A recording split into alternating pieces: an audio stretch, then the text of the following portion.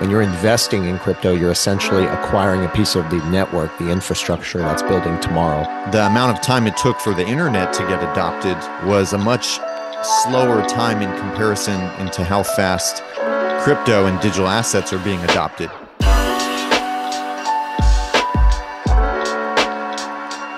Okay, good morning, everyone. Welcome back to the Black Swan Capitalist YouTube channel, where we bring you the most up-to-date information and unique perspectives on trends in finance, digital assets, economics, and geopolitics. Today, we have a very special guest. We're joined by a dear friend and esteemed guest, David Branscombe, from Digital Outlook, the YouTube channel.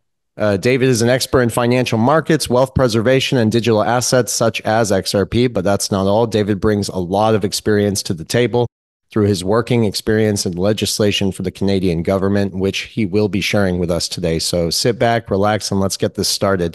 David, thank you for joining us today.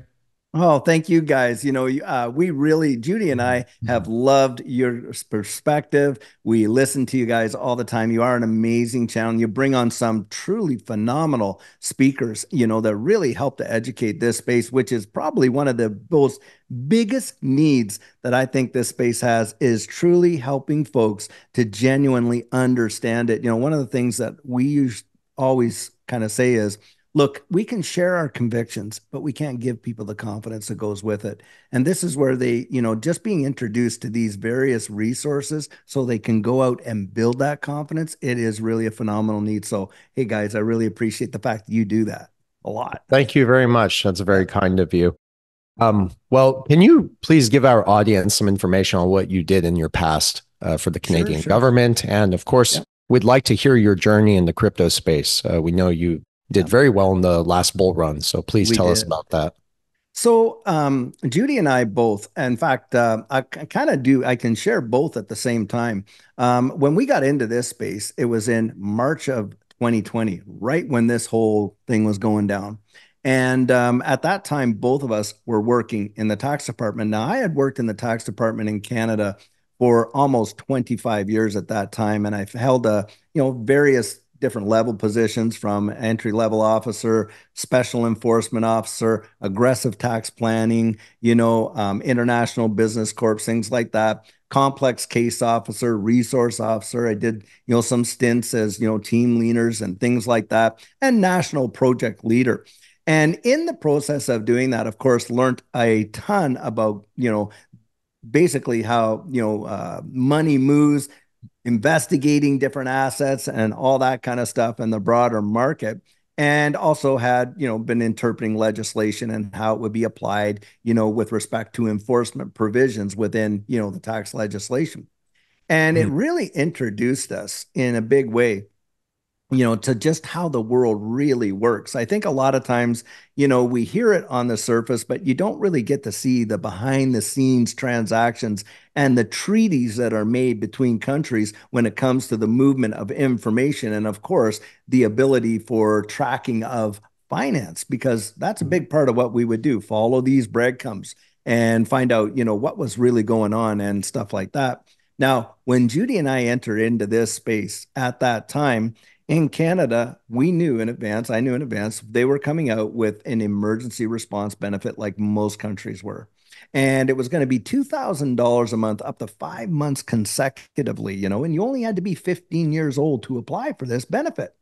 Well, in Canada, the country is a great big country geographically, but population-wise, very, very small. 36 million people, in fact. As it turned out, about 12 million people in Canada applied for this benefit. So you got 1/3 the population doing it.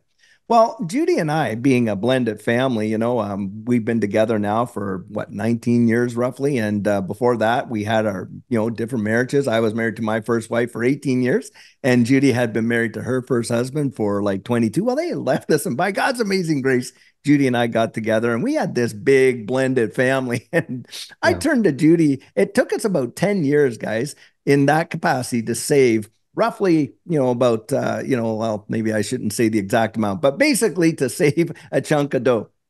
It wasn't as much as what people think. So it was in the 5 figures.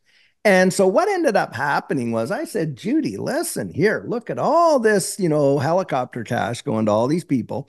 is probably going to cause, the inflation just to go nuts, and all our purchasing power is going to get diminished, with our savings. And at the time, we would have like registered retirement savings plan, and we had tax-free savings account. We were not investors. We were not investors.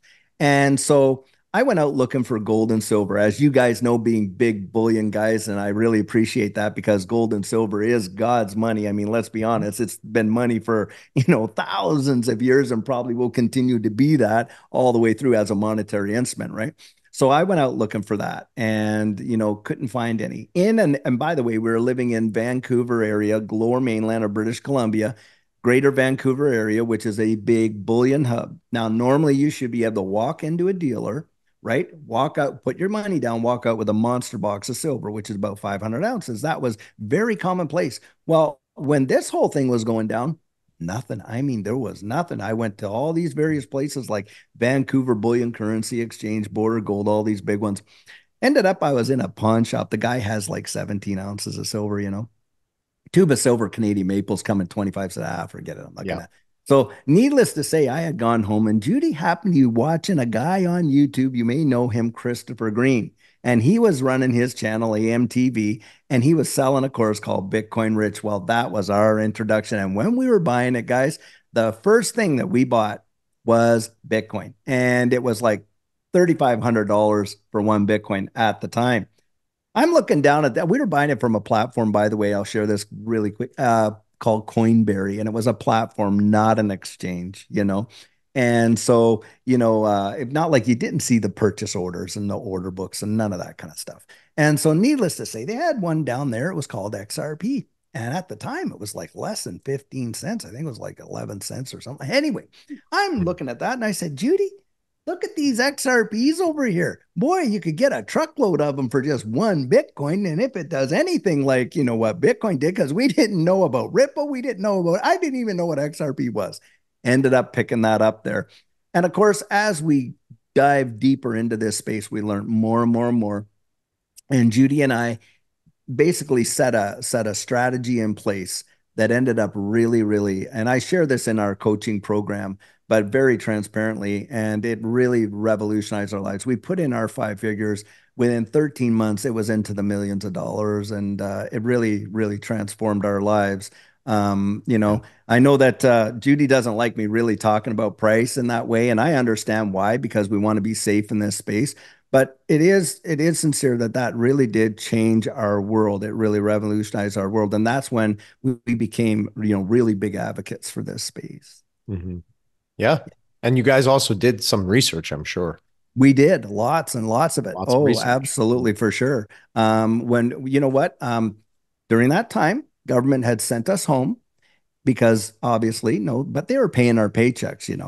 And I was thinking, I'm going to take advantage of this opportunity. And I just gobbled up as much information as I could, 6, 7 hours a day, just sitting there. That was my daytime job. And I was just consuming as much as I possibly could, learning, learning, learning, learning, learning. Now, when it comes to YouTube, and YouTube for me is like Confluence, it's not research. And because a lot of times, we as human beings, we like to listen to people that we agree with, right? That kind of resonates with us. It's, if I'm listening to someone, I just don't believe this guy. I don't agree. I'm just not going to listen, Right. and that's just normally how we're knit together as human beings. We resonate on things that we kind of agree with. Now, I have listened to some arguments, persuasive arguments, that have definitely changed my points of view on various things. I'm not talking about not listening to a debate or anything like that. But Hmm. YouTube to me is conflict. Now, a lot of people that I find in this space, they'll treat YouTube like that's their source of research. It really, truly isn't. Because this is where you want to go back. And yes, you can get some great, points in the right direction, where to go, where to look, and things like that. But we would go into these ecosystems and we would research them to the nth degree. I mean, we would read every white paper. I would read every link they had. I would follow up on the partnerships. Hey, did they do what they say they were going to do? And if not, why not? If so, how so? Did they get the results? And I would really, really, really think about it analytically and look at it. And then, of course, the broader global marketplace. Like when you're dealing with distributed ledger technology, one thing that we can absolutely say for sure is the fundamental indicators are all screaming what the future is going to be, right? Yep. Because look, you got, your sentiment analysis, your technical analysis, your fundamental analysis, right? Mhm. So sentiment analysis, like we all know, can change bang on a dime. I mean, look, even just today we get a drop and all of a sudden everyone's crying, oh my goodness, the sky is falling, kind of thing. Or Jerome Powell gets up there and he says, oh, we're going to raise the interest rate by 2 basis points or something like that. Before the speech is done, the market's reacting. And, Mhm. that's the sentiment side. It can change so fast. The technical analysis side, of course, is based on a balance of probabilities, right? I mean, you can see various things happening. And they'll say, well, I see these patterns. This has happened in the past. We can expect potentially to see this, so much of a percentage and such and such. Yeah. But that's still theory based. Right. The fundamentals are Is what really what drives it. nails it. It drives it, nails it. I mean, I am so convinced by the fundamentals. We're watching the world literally developing central bank digital currencies now. Think about it in this capacity. We are living at a time in history few people ever have. The evolution of money in terms of Yes. what it is. I mean, that is a phenomenal spot in history to be. And it's always usually at the beginning or at the end and at the beginning of things that the most volatility exists. Yes. Well, if it's the end of something, it usually is the beginning of something else. And we're in this transitionary phase right now. And I mean, even got the powers that be calling it the fourth industrial revolution. That in and of itself just hammers home, where this space is going. And it is truly mesmerizing to me that so few people are genuinely plugged in and they're just completely oblivious to it. So but that for me is where all the research would be going. 100%. May I make one comment before Yes, we sir. continue? And I would love to give my brother an opportunity to speak. While, it's important to realize that the crypto market too, it's very enticing for many people to make money, but it's also essential to understand that this is a colossal bubble, if you will. And it's Mhm. going to burst at any time, sometime in the future. Eventually, it's going to have to burst. And Mhm. that's why we always tell people to invest in cryptocurrencies or blockchain protocols with genuine use case and solid foundations. Because Right. when you're investing in crypto, you're essentially acquiring a piece of the network, the infrastructure that's building tomorrow. And another thing I'd like to add is we can really draw parallels to the dot-com bubble and what happened over there. So it's evident that these technologies, once they do solidify their position in the global economy, those investors out there who seize the opportunity in these foundational protocols are essentially, again, acquiring stakes in the future and have the opportunity to make a lot of money. Mhm. Mhm. Right. Well, yeah, I mean, I was going to say, if we were to liken it like, and I've said this recently, but if we were to look at the internet, well, in 1985, 1990, 1995, let's say somewhere in there, the world really functioned fairly well without the internet. Well, Mm-hmm. right now we have gotten so dependent on it that a 3 day global blackout would crush the Yep. financial system. It would collapse into if not quadrillions would be lost. Just a 3 day blackout. That's how dependent we've gone. Well, I genuinely believe that this distributed ledger technology space is going to swallow the internet whole. So Agreed. yes, and now, hey, there's 27 plus thousand of these. And so will all of them survive? Highly doubt it. I think you're looking at maybe 35, 40 that will. And I think you're absolutely spot on that utility is going to matter in a big way. Now, we've picked our horses, kind of thing. But Yeah. based on a lot of research that we have done over and over and over. And with any investment, you're right. You're out there stepping out on the water, you're taking risk and Mm-hmm. you're taking risk. I liken risk to faith because, from a scriptural point of view, says that, hey, faith is the evidence of things not seen, but things hoped for. Well, hey, anyone making an investment has no guarantee of the future. They're making an investment based on a hope, right? And an educated one. And so, yeah, there's parallels there. And, but I really liked it. Vandell, what are you thinking? Well, last Yeah. thing, calculated risk. Big Yes, difference. calculate it. That's right. Sorry, Vandal. Yeah, calculated risk. And the only thing guaranteed is that nothing's guaranteed. Um, so what I was going to say is in regards to comparing blockchain technology, crypto, and digital assets to the internet and the dot-com era, they're almost equivalent. It's almost the same concept. The only thing is the blockchain tech space and the crypto and digital asset space is much bigger. And I think the implications and the impact are going to be much greater than the disruption of the internet era. First Mhm. of all, the adoption is happening in a much shorter time frame. So Yes. the amount of time it took for the internet to get adopted, for every business to have it, for every person to have internet on their phone, was a much slower time in comparison into how fast crypto and digital assets are being adopted on an institutional level and just a retail level. For example, how many active users there are. That's Hmm. growing rapidly. Hmm. But what I was going to say is, a lot of people, even experts at the time during the dot-com era in the early 90s, even in the 2000s, were saying that some of these big mega tech companies and the internet, Google, they were saying it's just a trend, it's a scam. And these are the experts talking. They were saying it's not going to be around. Don't put your money in it. It's too risky.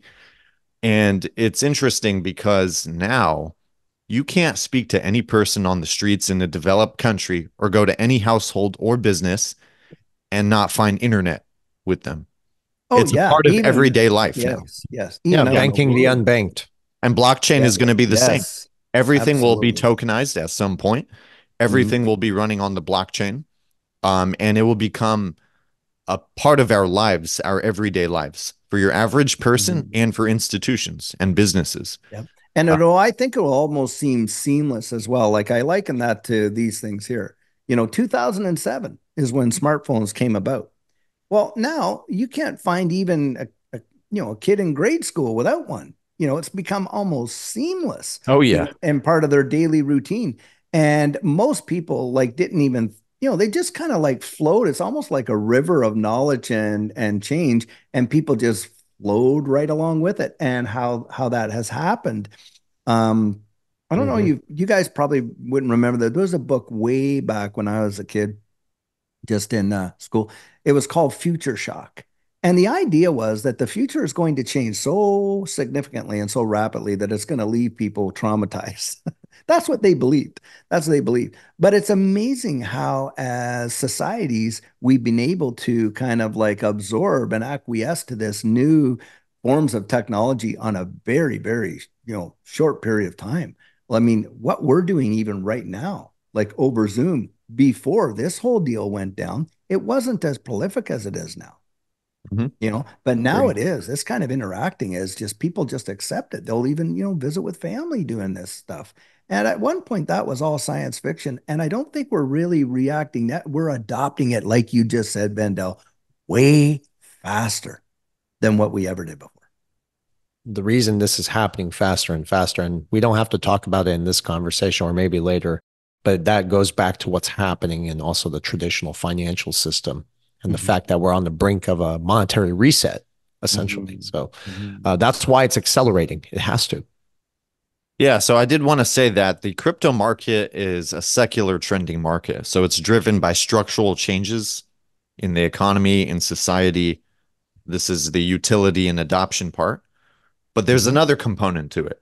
The crypto market is driven also by liquidity and money coming into the system. Those are the 4-year cycles we get and those bull runs that happen every 4 years. So we're going to have a combination, most likely, of utility and adoption. That's the growth stage, Mhm. with more liquidity and capital being pumped into the system, Mhm. especially as currency debasement continues, because they just do quantitative easing. They keep putting money into the system, into the supply. Your currency gets weaker, asset prices go up. And so far, cryptocurrency is the best performing risk adjusted reward asset out there. Oh yeah, It's Larry insane. Fink. Sorry, go ahead, please. Yeah, yeah. Well, that's all I wanted to point out. Oh, okay. So not Larry even Fink traditional concurs with markets you. Yeah, keep Larry up. Fink. He concurs with you because he had come out and said, listen, these digital assets may even represent a flight to safety, tantamount to gold and silver. Hmm. And, I think you're right. I mean, in terms of like when you look at like where money flows where it's going to get its greatest reward. and is where it's safe. It's not, it doesn't like there's a part of it that's going to like risk, and there's a part of it is. Now, of course, that's all determined by various factors, and a lot of those factors are definitely manipulated by the Federal Reserve. I would say that right there, without getting into a whole can of worms with that one. But the thing is this, when you consider, the tokenization of real world assets and what is coming, right? So one of the big ones is, of course, the tokenization of the securities market. Now, I like to bring this out because we're not talking about the securitization of tokens. We're talking about the tokenization of securities. And it is a big deal. In fact, right now, on a global level, all markets combined are probably somewhere in the 92 to 93 trillion dollar mark. If you were to take all stock markets right now, imagine all of those securities being tokenized. Now, you got the Depository Trust and Clearing Corp, which in the United States, all these brokerages have a little thumb in that pie. And of course, it puts through trillions of dollars of transactional volume a day to set and making these settlements. Now, in 2020, they went up, the DTCC signed up with R3 Corda, right? And that was because they wanted to facilitate instant settlement, which to them was going from 3 business days to 30 minutes, which is pretty instant, I'd say, in that capacity. Well, R3 Corda utilizes XDC, XinFin digital contracts, and XRP to facilitate that instant settlement. Yep. So you literally have the infrastructure of this market preparing itself for the tokenization of all of these securities. Well, right now, I think, what is the space right now? 2.5, 2.6 trillion in this digital asset space? Yep. It's about that. Imagine the incorporation. Something. Yes. So imagine the incorporation of just the markets, just securities alone. 90 some trillion that would be tokenized. Now, there's only a few ecosystems that can handle that kind of volume effectively. Oh, yes. I can tell you right now, it is not Bitcoin. That I can tell you right now. It is not. It cannot handle that transactional volume. Perhaps Hedera Hashgraph can.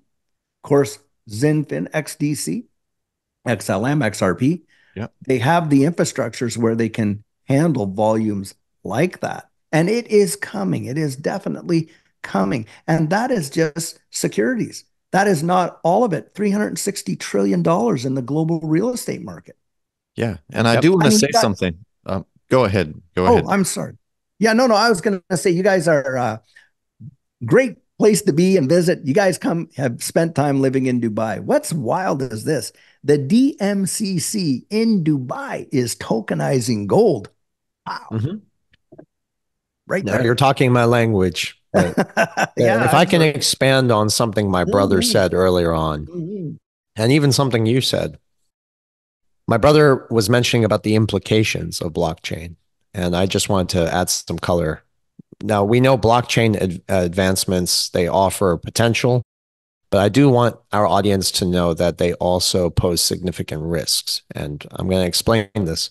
In my opinion, when we're entrusting these technologies and AI, for instance, with our future, that raises concerns for me because it also the inability to govern ourselves effectively. So essentially embracing these technologies means we have to relinquish certain freedoms and liberties in exchange for heightened security, et cetera. There's a trade-off. There's always a trade-off, and that's how they're going to sell it as a necessary step for progress. Right. And I just want people to understand that we have to highlight the relationship, the trade-off and the relationship between technology, freedom, and security too.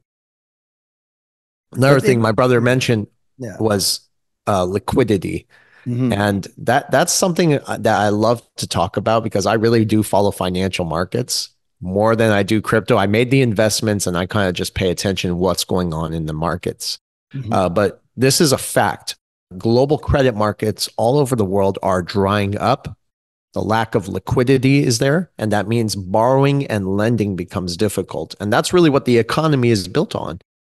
It's a debt-based system, right? Yep, totally. So we're in a situation now where those liquidity markets are drying up and credit markets, and that's why we see gold going up and including the dollar right now.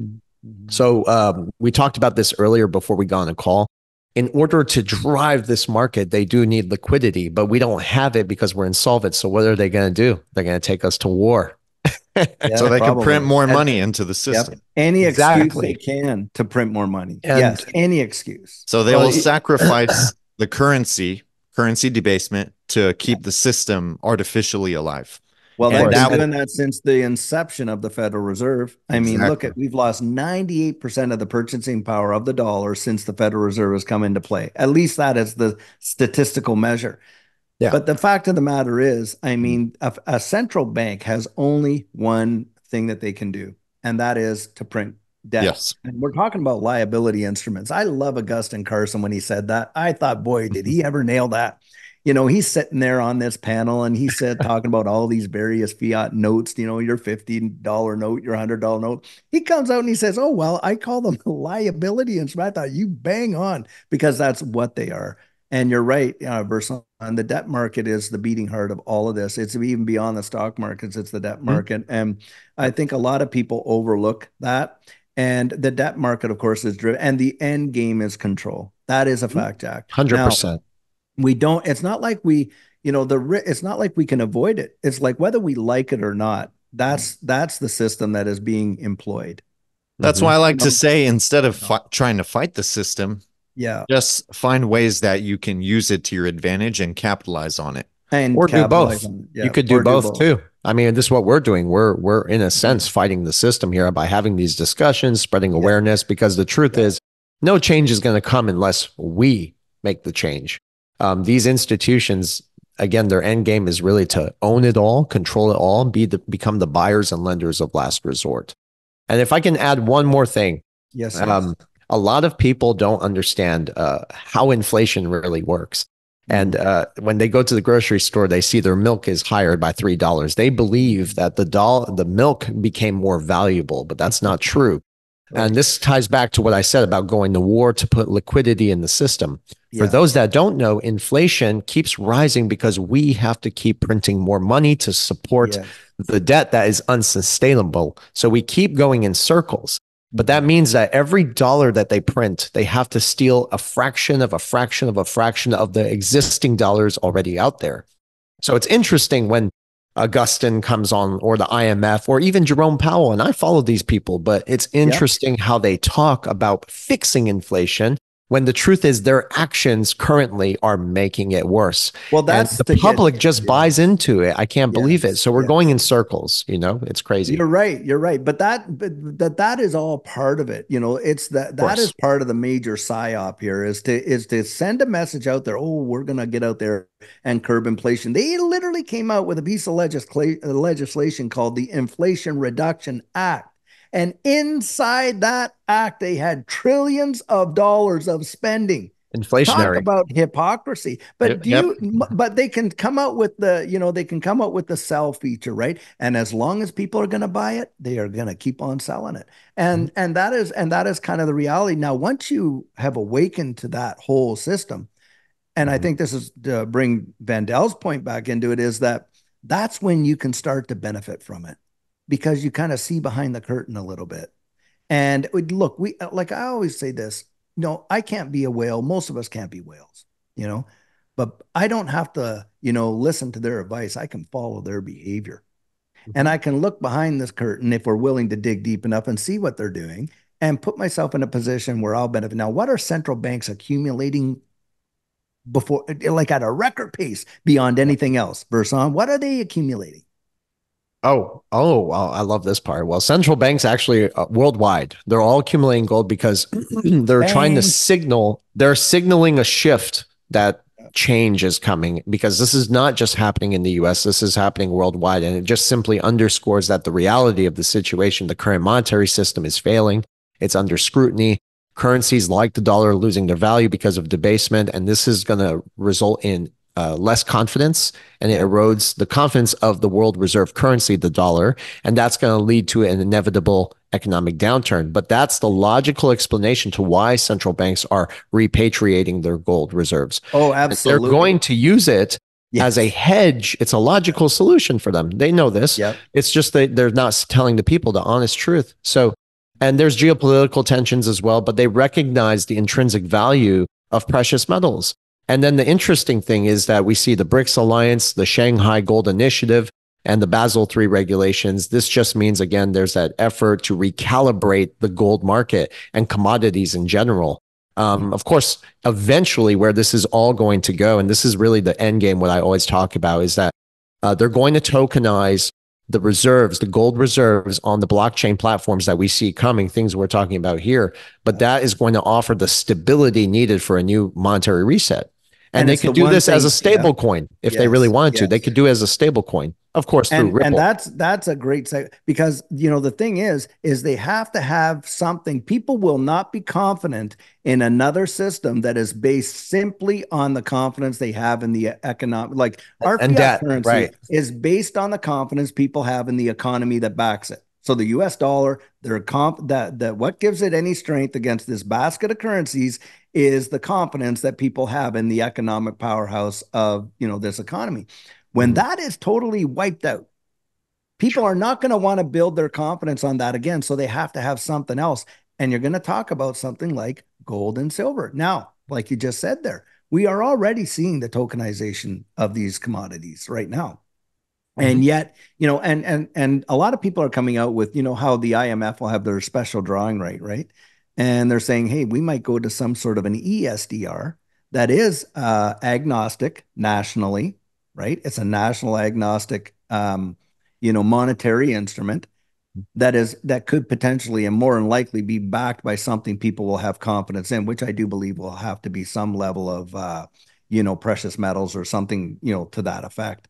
And that's my personal thinking on it, of course. And when we're talking about a monetary instrument, remember, we're talking about a store of value, unit of account, and a medium of exchange. Well, some of these digital assets, of course, we know gold and silver have that. I mean, it's been that way for history, right? Store of value, absolutely for sure. Unit of account, we measure it in weight, and absolutely a medium of exchange. No doubt about it. You could take your gold and silver in your pocket and go to every country on earth, and it will have value. It will have value. It's agnostic. It's agnostic. Well, some of these digital assets are agnostic. They will transcend borders. And I do believe that we will see something like that. So, yeah. And I guess, leads us into the whole stablecoin idea, I suppose. Oh, yes, yes. But before we move on to the stablecoin that's coming out with Ripple, from Ripple, what I wanted to say is everything we are seeing, all the major shifts going on in the world, all at the same time. The oil trade, gold prices, trade settlements being done with countries outside the US dollar, central banks accumulating gold, central banks, dumping US treasuries since 2014, CBDC development. They are all tied together. And that's the thing. When you understand all these little components and factors taking place, now you can really see the big picture for tokenization, digital assets like XLM and XRP, XDC, and it makes more sense because they're all tied together, Yeah. But yeah, about this, go ahead, the stable coin.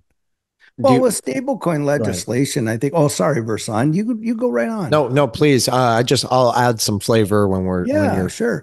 So, I mean, what we're seeing right now is a big push. I mean, I think it was the BIS just came out here recently in the last week where they had an investigative team looking at the the stablecoin kind of the infrastructure that's in the world right now, and realizing that there's not a significant global regulatory clarity over that. And so it represents a measure of risk.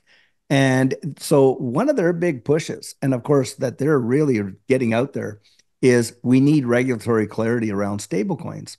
Now, the thing with stablecoins, of course, is they're pegged to whatever fiat currency they're coming out of, whether it's in US dollars or what is it? I guess the euro. Well, we could use the euro. We could use any kind of monetary instrument that it's pegged to as a stable coin. But the reason the stable coins provide in this space anyway, a great level of liquidity. A lot of people say, well, why do we need, these stable coins, right? Because, you have the monetary instrument itself. It's because of the nature of the digitization of these assets and interoperability between them, and utilizing these stable coins allows for, a easy cross, like a very easy liquidity, Hmm. because of, when you're Perfectly dealing with the said. markets and the trading pairs and on and on and on, very, very easy liquidity. And so, you know, I do believe we will see stablecoin legislation this year. I do believe that in the United States. And I think you'll see that jurisdictionally over in the European sectors and things like that as well. That is going to allow such a level of institutional adoption. It's like one of the paving stones that gets us to the place where we get absolute clarity, regulatory clarity. That is one of the only missing pieces to the massive institutional adoption that this space really. And once that happens, I think it's game over. I think in turn, Agreed. right now, it's kind of like we're the trailblazers, right? Or at least the pioneers. Maybe we're not the Lewis and Clarks, but we're the pioneers where we've been able to kind of adopt this space early on. We're utilizing it, this and this and that. Well, in the rush to the West, you had the trailblazers. Then, of course, the pioneers came. Well, after the pioneers, who came next? Well, hey, then came all of the settlers. And after the settlers, the merchants. And after the merchants, the big industry and the railroad and all that kind of stuff. And all that. Who benefited the most beyond the original guys that were, cutting out the land? The pioneers did. And Mm. that's where I think that, right now we're seeing a lot of volatility, like you mentioned, Verson, risk in this space for sure. But I Yeah. believe at some point when that regulatory clarity gets up there, it's going to all level out, because that clarity is going to bring the risk way, way down, but it's Hmm. also going to impact the reward. And I would like to just throw this out there. For a lot of us, we're getting into some of these assets and we're thinking, I'm looking to the day when I could, 10x, 100x my position. So let's say you buy something at $1 and it goes to $100, and you're an early adopter, goes $100. What's in for everyone that sells at $100, someone else has to be buying at $100. What do That's you right. think is in the mind of that person who is buying at $100? Well, they're thinking, well, gee, I sure hope it goes to a 200. They're Hmm. looking to make a profit on that. So they believe, hey, I'm buying it at 100 because I believe it's going to produce some profit. You and I are able to buy some of these things at sub $1. Yeah. And as Yep. pioneers, I do think long term. Now, that does not mean there's no risk right now. I get that. But I'm not looking at it on a day-to-day price. I'm looking at it the fundamental implementation of Long this. term. Yes. I don't even look at the prices anymore. I really Mm. don't. Yeah. And Yeah. Vandell and I will discuss this. I haven't looked at my XRP account for a long time, and I got in at 18 cents, 21 cents. So like I'm Hey, doing pretty yeah, well man, you anyways. are. But Yes. the thing is, what you described there about one person buying it for a higher price compared to the next, that sounds like Bitcoin because essentially that's really what's going on there. But Well, um, I my, do want to briefly touch on the stablecoin real quick. Yes. Mhm. Many people don't understand what stablecoins are by definition. The stablecoin, by definition, is a digital asset that's designed, again, to maintain a stable value being pegged by either a fiat currency, which we have today, like the USDT, but it also says, by definition, even gold. And you can also correlate and extract conclusions from what the IMF director said about saying Mhm. digital money must be backed by gold if it's going to be, otherwise, it's another repackaged fiat currencies. And the problem today with stablecoins, and this is why we talk about Tether a lot on our live streams, is because a stablecoin associated with a fiat currency has volatility, not just associated with the volatility of the currency, but also if you look at, for instance, the dollar, we have Mhm. so much geopolitical tensions. We're facing significant pressures on our own monetary policies. And that's going to eventually backfire and it's going to obliterate the crypto market. It's going to do a lot of damage. And that's why we talk a lot about Tether. So when you ask the question how to fix this and address these concerns, well, just look at what the big governments around the world are doing.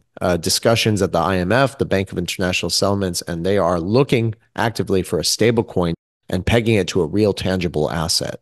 Mhm. I do want to say something about that. So on Mhm. stable coins, yes, they could peg it to the US dollar or the USDT, but here's the thing, they're not going to do that. And the reason is because that would be essentially pegging the stable coin to something that is unstable. Because the truth is, Mm-hmm. the currency debasement is continuing to allow fiat Right. currencies to lose their value. So you can't tell me that's a store of value, and you can't tell me it's stable. Second of all, with all the geopolitical issues and currency debasement, inflation, all the crap going on in the world, the fiat currencies and USDT and the US dollar are completely unstable, even though they seem stable. It's just an illusion. And it's just a matter of time before that confidence is lost.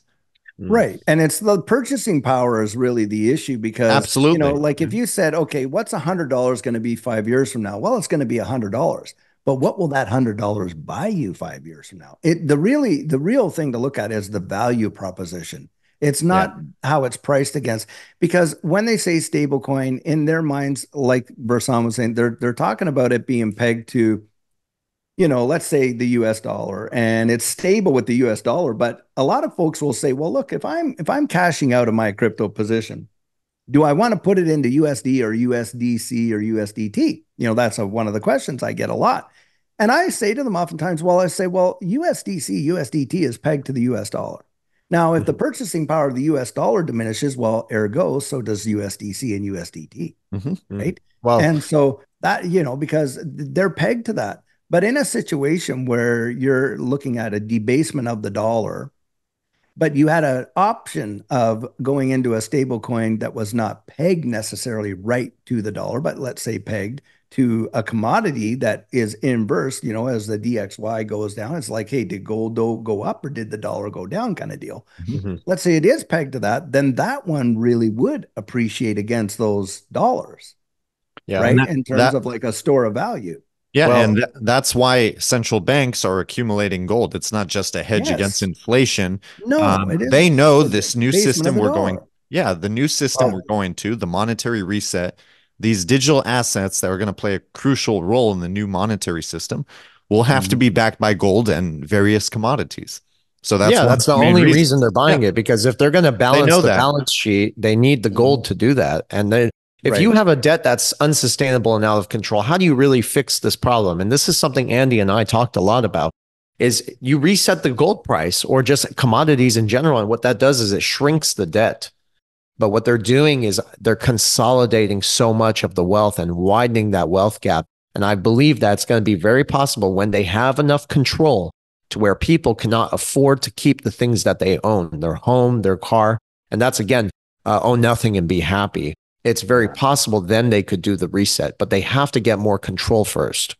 Right. One of the things you mentioned there, and I would run a bring, is the whole revaluation of gold. And I think you guys had Lynette Zhang on your program. Is that right? A number of times.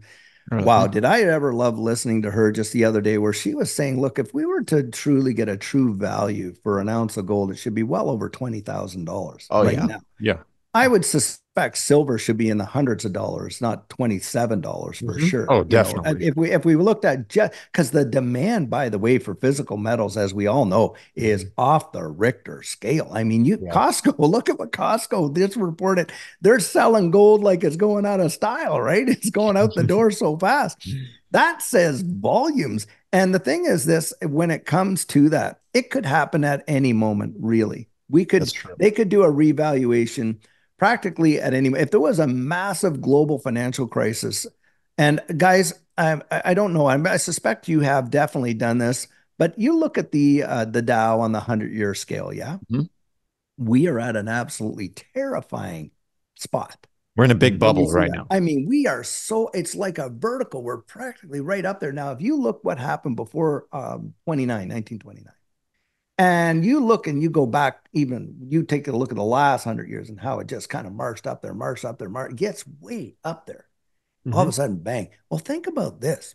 If we were to face another situation like that, global financial crisis, Mhm. at that time, back in the 20s there, most people were not carrying the kind of consumer debt that they're carrying today, right? They didn't Yeah. have the big car loans, department store credit cards, all these, Visa, MasterCard, Amex credit cards, of course, their mortgages weren't as high. Most people owned what they had. If they had it, they owned it, kind of deal. Now there was a big suffering. And I think back in back at that time, the unemployment rate was somewhere in the neighborhood of I think it was anywhere between 26 and 30% or something like that, somewhere in that neighborhood. It was high, it was big. And but just imagine what a crash like that would do to Yeah. this global economy. Well, this You ripple won't effect would have be to even have a greater. reset. The amount of consumer debt is so off out of it's just insane and terrifying. Now, I personally believe we will probably like in this short-term market right now, I think we will see some sort of a capitulation event, a crisis here. But I think after that, it's going to go nuts. But And I think when it hits that ceiling, when it really hits the ceiling, goes, I think what's after that is beyond catastrophic. I think it's going to be insane. And I do believe that is going to be the transition. there's a connection between the gold reevaluation, the stablecoin narrative, also RippleNet, their technology, XRP. But when a situation like this happens, and this is why I believe central banks have set the stage already, and that's why all the technology is adopted throughout the world, the financial institutions and whatnot, RippleNet, which is the Ripple protocol, which leverages the digital asset XRP to move that value. So if there's 100 billion in supply and then you have some in escrow, but there's not going to be enough, in my opinion, to service the global demand and for a global economy when the use case is recognized, when it's there. There won't be enough. That's why the price would have to be very high. And I believe they're going to use XRP or the technology to dissolve the global debt. And David Schwartz had that same argument. I agree with you there. And I want to say something on the stock market. When you were just talking about how 1929, the great market crash took place, the bubble we're in now is way greater because of the debt levels, the inflation, just all those other factors. So this bubble is even greater. But the thing is, in 1929, when the crash was happening, it was people, they didn't have social media, telephones, and all this stuff like they do today, cell phones. So it was people, screaming at their friends and telling other people, hey, get your money out, blah, blah, blah. And that created the ripple effect over there and the bank runs. Imagine today with social media. I mean, it could be catastrophic within 24 They'll shut the hours. markets down. Well, They'll shut them hold down. on. And it should have been catastrophic, but people don't pay attention, Vandell. So the technology, in my opinion, I agree with you what you're saying, Vandell, your message, but in my opinion, the technology has actually dumbed people down, despite the fact that we're more connected. So all this information is out there. It's just nobody's taking action. If people were paying attention, they'd be pulling their money out the banks a long time ago. Believe me. Well, then the terrifying thing is a lot of people are going to swallow the answer without even really looking at what they're eating. I mean, they're going to accept this. They're going to look for salvation from any angle they can get it, right? Because in that situation, and what an opportunity for a lot of these central authorities like these central banks to really consolidate control. Because, man, all they have to do is say, hey, we'll come to your rescue. Here's some UBI. Well, I'll tell you what, UBI is probably one of the most terrifying concepts that has ever come about, because with UBI, and we're talking universal basic income, whatever that number is, you're talking about absolute total slavery to a system that you have no influence in. You don't even forever, and you have lost your autonomy. Number one, you've lost your individual liberty. You've lost your freedom of conscience. Well, how's that, David? How do you lose all that? Well, I'll tell you what.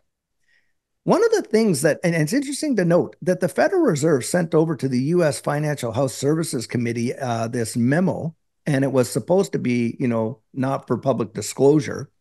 But basically what it came out with is adding a fourth element to a monetary instrument. And guess what it was? Social control. Yeah. And you're seeing a social credit system being adopted and considered in the European sector, basically the ECB, with Christine Lagarde and all the other ones talking about it. And now it's not a matter of whether there's going to be one, it's just what kind is it going to be? Who's going to be penalized for what? And think about this. Right now, you have the ability to go out there and let's say you save your money, you set it aside.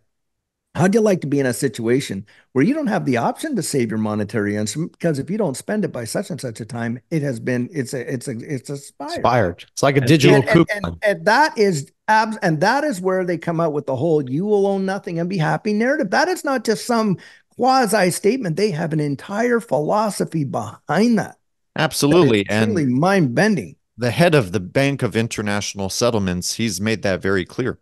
Yeah, Um, yeah, yeah, yeah. yeah. So, well, the interesting thing is, people question this. They think it's science fiction. What? They say, why would they make you spend your money and put limits on it? All right, Oh it's my simple. goodness. Yeah, And the go ahead. concept is obviously the deeper reason is for control, but the cover and one of the other reasons is that to keep stability in the economy so that they make sure money is going to this sector, money's going to that sector. That will keep the economy stable. Yeah, But not the just how trade much off, you can spend, but what you can buy. what you can buy, exactly. And this will ensure stability within certain sectors of the economy because this Yeah. is getting fed funds. People are spending money in this sector, that sector, and that is the perfect. Well, in Mhm. my opinion, it's a slave system trade-off. Yeah. So Yeah. yeah, Security. They'll forfeit their liberty Mhm. for security. Now, I'm not sure which yes. guy said this, whether it was Benjamin Franklin or Thomas Jefferson or one of these ones where he I said, know which quote you're talking about, though. yeah, I know yeah, which one. those that would give up their liberty for security deserve neither, something to that effect. Yeah. And they have that. That's a very good point, too. But Yeah. you know what really frustrates me today is the fact that so many people in our space, even they're unaware of the true nature of the beast. And that's really what we're discussing here. But one of their systems is the SWIFT system. And Yes. the SWIFT system serves as a monetary arm for, you could call them the deep state, the cabal, central planners. Let's keep it Well, sanitized. let's look at the name Society for World Interbank Financial Transfers. Society. It's a I Yeah, know, system, we're talking right? about Yeah. everybody, right? That's And right. what Big have they club. done? They've expanded their reach worldwide, and many people don't know this. I mentioned it on the podcast a few days ago because I went and researched this stuff. But it's run by a few Swiss bankers and royal bloodlines too, and Yeah. they have a name for their society. It's actually called Octagon. Sounds like a James Bond movie, It right? does. Oh, A yeah, that's secret right. organization that's Mm, tied to royal bloodlines in Eastern Europe. yeah. And people need to understand that blockchain technology and just digital infrastructure in general, it, Mhm. it could free us or it could enslave us. And that's the Totally. scary thing. So, in order for us to, and our audience and our friends out there to circumvent this control system, uh, the best thing you could do is own physical assets. And that's why I have a lot of my wealth in gold and silver. Yeah. In fact, and I talk crypto all day, but more of my wealth is in physical assets than it is in digital. And that should say something. Um, Right. I know it's hard to travel with gold, Mhm. but it's still in my control for now. And there's, Mhm. you For now, know, yeah. exactly for No, and now. that's a good point you're making. I mean, there's only, but and if I could throw something else into it like that, a lot of us, some of us do think this way, maybe a lot don't, I don't know, but I also think of it from a more in a way, almost a prophetic type of scenario because, you know, from a lot of our traditional, whether we go back, our, we're leading to an end. There is a beginning, and we're leading to some kind of an end.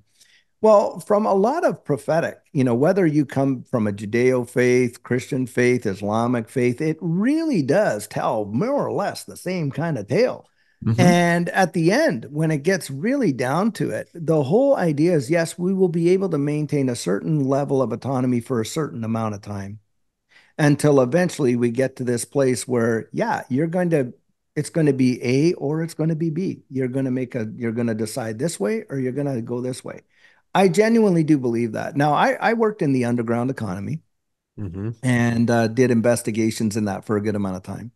Now, I remember when I was working in there, I used to think to myself, how are they ever going to make it where there is a system where whether you're great or small, whether you're a slave or free, whether you're, rich or poor, that you're going to have to acquiesce to this system. And, when you mentioned it there, when you said this is the nature of the beast of this system. I'm talking about the beast system kind of thing. So, you get to this idea. I used to think, how are they going to do that? There's always been an underground economy until you start thinking about how they can really control the majority almost, and we're talking like 99.9 some percent of the population utilizing a system like this. Yeah. It is going to happen. I have had a lot of people that will, on my channel, they'll question and say, well, David, how on earth can you possibly profess to be, a spiritual person and believing in these prophetic things, but at the same time participating in this system? Well, because, the way I kind of look at it is, hey, your social security number, hey, that was leading up to it.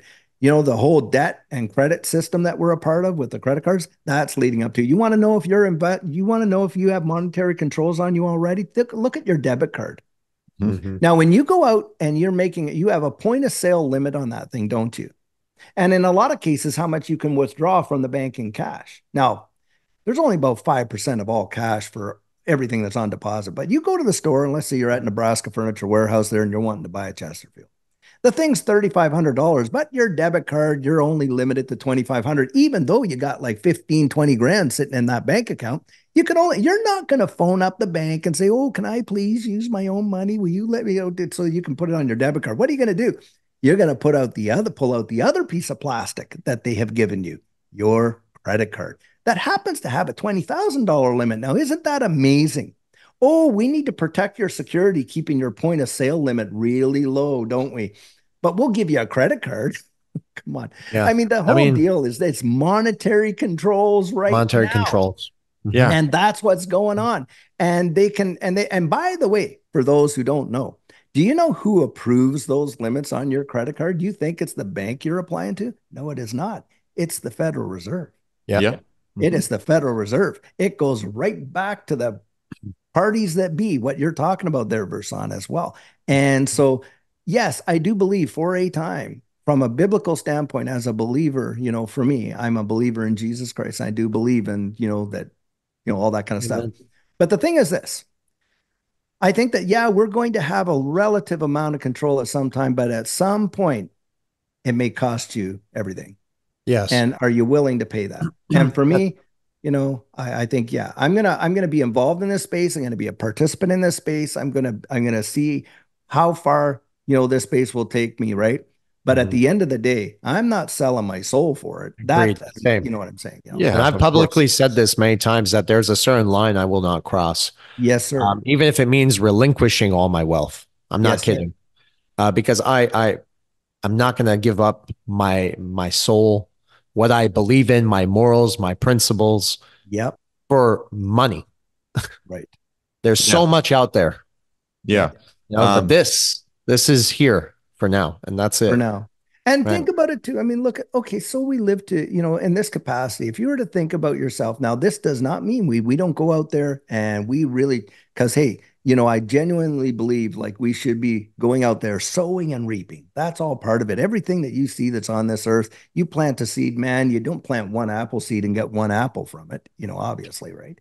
And soil definitely matters. Look, if I took an apple seed, I went over to the red desert in Dubai and planted it in there, am I getting an apple tree? Probably not. Oh, because of the soil, right? So soil matters. So I'm going to research, find good soil. You'll for get myself. a date tree. There you go. Absolutely love those chocolate covered dates. But needless to say, the thing about it is that look, we're going to participate in it and that kind of thing.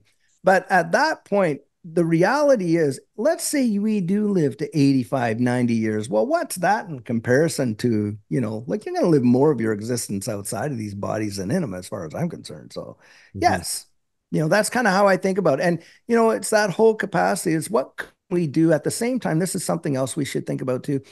When we see the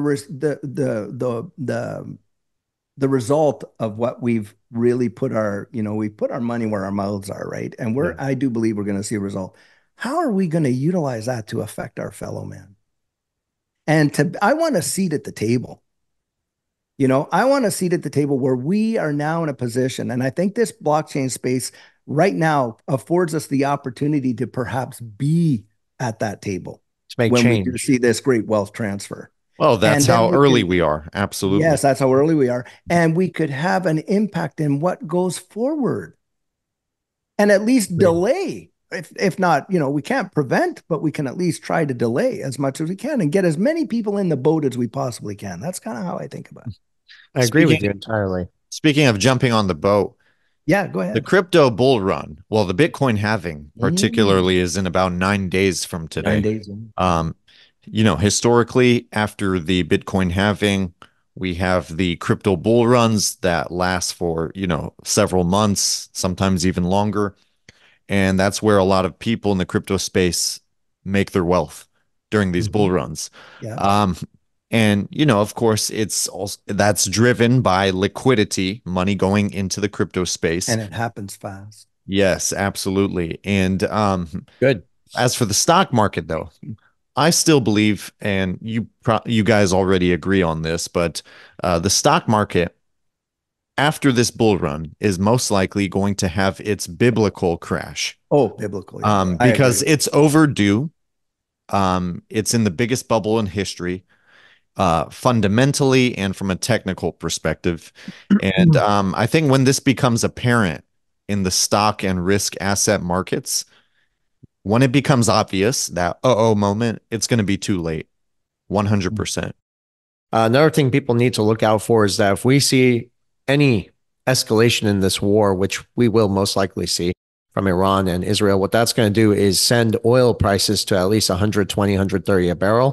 And that could be the correction you're talking about, Vandell, because it will crash the equity markets. I've been saying we're going to have a correction for a long time before. It'll just bring everything down along with it. And then they'll use it as a reverse repo and they'll play it right back into the system, buy on the low when everyone has to sell. It is inevitable. There's a recipe to it. I promise you, there's a recipe to it, and I've nailed it to the bottom. It's insane. I think Israel will do a preemptive attack against Iran. Before the bull run that took place in 2020 and 2021, we had the pandemic thing. Okay. Now, people thought the whole market correction in the crypto space and the stock market, S&P 500, was because of that news that came out. But no, the markets were correcting and needed to be corrected before crashing around the same time. The news was the perfect cover-up. Well, 2019, the 2019 repo market crashed. But my point is, they had that orchestrated correction in the market. Yeah. And then the bull run took place. Well, the timing. Show me the charts, I'll tell you the news. Yes. So it's almost like clockwork. These market cycles, they just remain the same to some extent. And if you're looking at it from that perspective, that angle, I don't see why this would be any different. And that's why, you and I, David and Versan, we think there is a correction around the corner, around the corner. And quantitative easing. I will put a timeline on it. I think within the next 2 to 3 weeks, we could see something in this digital asset space. Some major correction in the digital asset. I do. I think we will. And I was watching BCB. Do you guys ever watch Blockchain Backer? You know what? No, but I know who he is. He's a technical. He's a fairly level-headed guy. But he was looking and he was sharing, like corrections on, like what market corrections look like on the charts before they actually happen today. And just with what he was saying, and then tying that to geopolitical events. And I just, because I've always felt, and we've talked about this off camera, you and I, in times past, Vandell, about what we definitely feel. There is a correction that is going to come. Mm-hmm. After that correction, I think it'll really send it. Yeah. And once we hit the top of this next bull run, I do think that it's probably game over for a lot of this, way in which the world is. And in such a powerful way that I don't think many people can really. I can't even digest the thought of it myself when I think about it. So, but one thing interesting to add to your point, and Versan, what you were saying about markets, here we had during this whole deal the wide world, and we're talking the wide world, service business, manufacturing, shipping, you name it, boom, the whole thing just shut down. Like that. Remember, everyone's out there banging their pots and pans, Had one of the biggest equity bull runs this world has ever seen. Oh, yeah. And why? Well, I'll tell you why. Because you had all these central banks just throwing money in it like just gangbusters. And that's Turn that printing exactly. press on. They have to support artificially support the bond markets, okay, and keep the stock market and the crypto market pumping to the moon. That's where you're going to get the bull run. It's mainly from that, not the Bitcoin halving. That's just a small piece it plays. And the other thing is they still need to pay off the interest from the debt from 2020. Okay. So they're going to print even more money. So that's why this is going to be a mega bull run. And then on top of that, in my opinion, you have a small component, which is the utility and adoption. That's been happening throughout this bear market in stealth mode. But now you're getting mainstream utility and adoption and more hype around that. I mean, it started with the BlackRock ETF so they can get more control. But you see, it's getting out to the public and it's becoming used in the real world. And I think, yeah, people got to have their exit strategies in place and, just be smart, be very intelligent with the moves you make. Because So what do you if guys you see miss the it, it's over. factors? What, like, in terms of like, okay, because I can share with you my personal kind of like targets and thoughts as well. But I want to hear from you guys too and say, like, so in this next run, we're going to get up there. Like, a lot of folks have been talking about how we're mirroring a lot of what was seen back in 2017. And you saw some massive, significant moves there. And of course, in 2021, at least in the XRP ecosystem, even with the suppression that it was under, right? I mean, it had that freshly minted SEC lawsuit on it, all kinds of uncertainty, being delisted from all the exchanges, still goes up 1,200%, which is truly phenomenal when you consider the pressure it was under. Yeah. With that being off the table, we got the clarity now in terms of XRP and the secondary market not being, more than likely, we'll see some end to this case this summer. All relist all. What do you think in terms of like, maybe factors, not necessarily a number, but in terms of factors, what do you think? Price, Yeah. utility will have to play some role in this. We also may see a real public settlement with the lawsuit. So we may see a price go to, like Francis Hunt said, $20 maybe. Who knows, right? And they'll try to shake people out because most people don't understand what XRP is still doing. What about you, Vandell? Where are you at with that? Yeah, so first of all, in when was it? I think it was 2017 when XRP hit approximately $3.84, something like that. It was, yeah, January Yeah, 4th. it was barely listed on any exchange. Poloniex was the only exchange in the US. Exactly, and it was able to go that high. Yeah, South The Korean second, market moved it.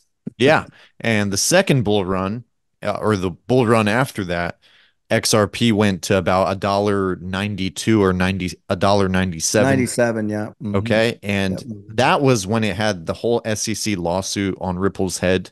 And on one exchange, only Uphold. It was it was also delisted from many exchanges. As you said, it was only on Uphold. Yeah. So there wasn't much access to it from retail. And it still went to almost $2. So this bull cycle, as I've been saying for a long time, I'm predicting a massive amount of quantitative easing, liquidity and capital to make its way into the crypto space. With all those things off Ripple and off XRP, there's no weight on it now, I think XRP will, at least by a minimum, in my opinion, not financial advice, I think it's going to double the $4. So I think a minimum it would hit $8, but I see it going higher. That's my conservative figure. I think that's fair. I mean, I look at it from that capacity where, last go around, it did do a 12x return with all that pressure on it. And like you say, being delisted from all these exchanges. So basically cut out of the world's greatest free market, in terms of like, liquidity. Still does a 12x, and the fundamentals haven't changed. So there's also another way to look at this. I'm not going to go into too much detail because we're running out of time here, but the IMF, could actually set the price at a high enough level. And that's a long shot, but if we have some sort of global financial crisis, typically the IMF steps in. They're bailing out Pakistan. They've infiltrated these monetary systems, destroyed their currencies, destroyed their governments, and come like the mafia would and say, hey, well, we can bail you out. In a situation where a global financial crisis plus the infrastructure is all over the place, there's a relationship between the Basel III regulations and what's happening with the stablecoins and Yeah. Ripple. I can promise you that much. There's a chance that we could see like a Kendra Hill theory if there's a global financial crisis where Yeah. we need instant liquidity for all governments around the world to dissolve debt immediately. Yeah. There you go. IMF And then steps in, now in that ESDR. environment, there's sky's the limit. We wouldn't even know what the price would be. It Oh, would it just would be be, insane. It would it have would to be be set insane. because It would for have to. XRP to do its job, the price would have to Yeah. be high for it to function as a Yeah. liquidity. Like David Schwartz had said, listen, you can either, if you want to move $1 million and XRP is a buck, you can take 1 million XRP to move that, or you could take one XRP worth $1 million. And See? that's kind of the thinking. Like if there's only a limit of 100 billion max supply, regardless what's in escrow or not, and you're talking about the global economy, 100 billion at $1 is not going to cut at $10, at $100, it's not going to cut it. Yeah, we have So quadrillions in the long-term system. high prices in XRP, if it's utilized the way in which we believe and it was intended, yeah, absolutely. And it In was. this next bull run, like I was gonna, what I was saying there, where if it did a 12x last time, a minimum, like even now, if we're at the 60 cent range, that's still a 12x is $7.20. So considering, like you said, all the liquidity and it not being needing so much because it's not facing the same scrutiny. Look, I do believe that we could see a high double-digit XRP. Will we see a triple digit? Well, maybe. I mean, you got Dark Defender and all these other, TA guys saying, look, there's that potential out there. And if it was to mirror anything like the 65,000% run it did in 2017, 2018 bull run, wouldn't that be something? That would be I phenomenal. I, I actually think that's going to happen. Yeah. But yes, gentlemen, I think this was a fantastic conversation. We have to do a round two for this and Yes. actually discuss more. We could just go on and on. We'll never stop Yeah. talking if No, we don't we, shut the camera off. yeah. Maybe we should try a live stream sometime. That would be Yeah, that fun. would be really awesome. So Awesome. You guys are just fabulous. I mean, I just feel like this time has gone by bang like that fast. And I love talking to you because you just cause my critical thinking juices just start mixing around in there. I start likewise, thinking about all these concepts and it is so wild. And I also think of just, for me, it's about, just the excitement of getting the word out to people. And it is so difficult because a lot of people, they're so entrenched in this traditional way that they have us kind of the fifth estate way of believing it, that they just, you people go out there, they share it with their friends and family. You're crazy. You're this, you're that.